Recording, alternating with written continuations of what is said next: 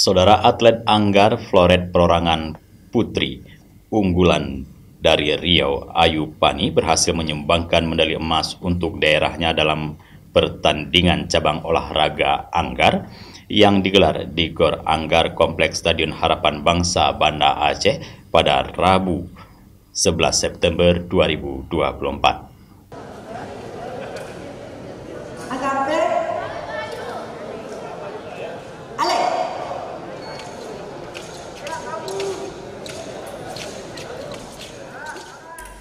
Ayu Pani tampil gemilang dengan mengalahkan Mary Ananda, atlet asal Kalimantan Barat dalam pertandingan final yang berakhir dengan skor 15-12. Sejak awal, Ayu mendominasi jalannya pertandingan dan terus memimpin hingga akhir laga.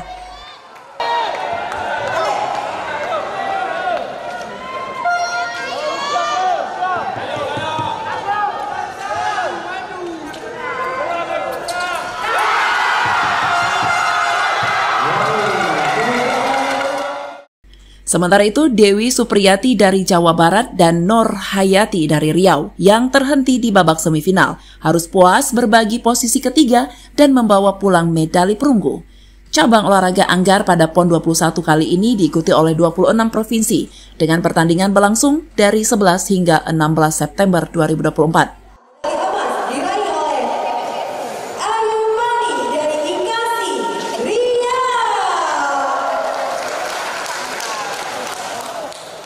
Dari Banda Aceh, Tim Liputan Aceh TV melaporkan.